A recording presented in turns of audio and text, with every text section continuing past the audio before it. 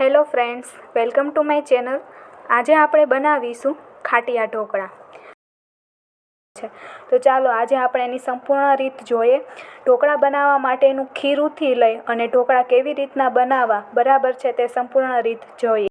ઢોકળાના લોટ બનાવવા માટે આપણે 2 કપ ચોખા અને 1 કપ ચણાની દાળ છે એ મેઝરમેન્ટ પ્રમાણે લીધેલી છે અને ત્યારબાદ આ લોટ છે એને આપણે દળાવી લીધેલો છે. હવે ચાવણીની મદદથી આપણે આ લોટ છે એને ચાળી લેશું.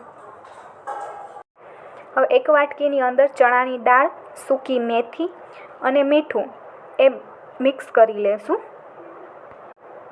હવે એક તપેલીની અંદર સૌપ્રથમ આપણે પહેલાં જે આ મિશ્રણ છે મેથી, ચણા અને મીઠું છે એ તપેલીમાં એડ કરીશું. ત્યારબાદ આપણો જે લોટ છે એ એમાં ઉમેરીશું.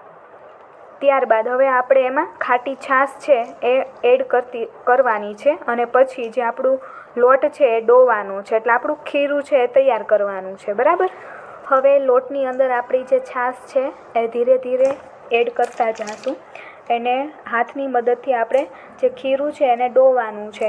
થોડુંક ઘટ થાય ત્યાં સુધી આપણે ડોવાનું છે અને આપણે આઈડિયા આવી જશે કે બહુ પતલુંય નહીં ને બહુ જાડુંય નહીં, એવું મીડિયમ રીતના છે એનું ખીરું છે એ રાખવાનું છે. આપણું હવે લોટ છે એ ડોવાય એટલે કે મીન્સ કે ખીરું તૈયાર થઈ ગયું છે.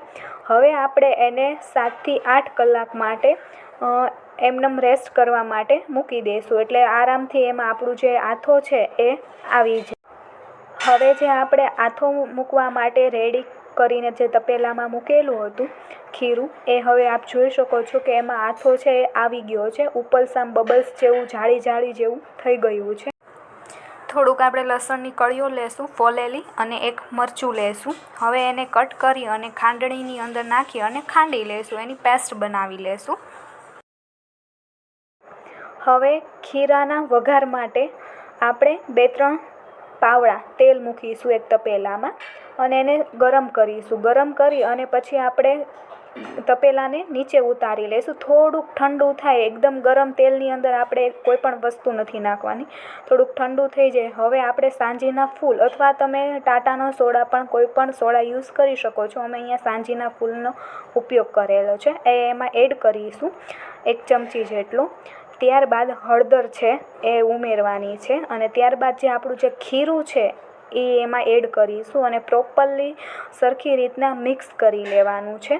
ચમચાની મદદથી 10-15 મિનિટ એને ફેટવાનું છે, એટલે વ્યવસ્થિત છે આપણું ખીરું છે એ સરસ થઈ જાય.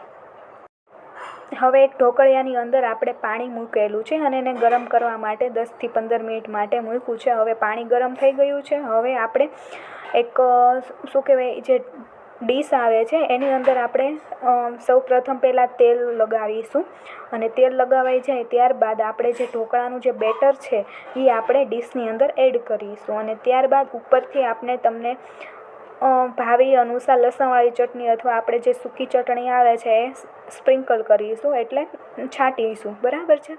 ત્યારબાદ આપણે હવે એને ઢોકળિયાની અંદર આ ડીશને સ્ટીમ કરવા માટે બફાવવા માટે મૂકી દઈશું.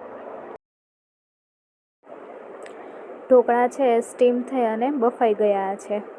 આપ જોઈ શકો છો ઢોકળા રેડી થઈ ગયા છે ખાવા માટે.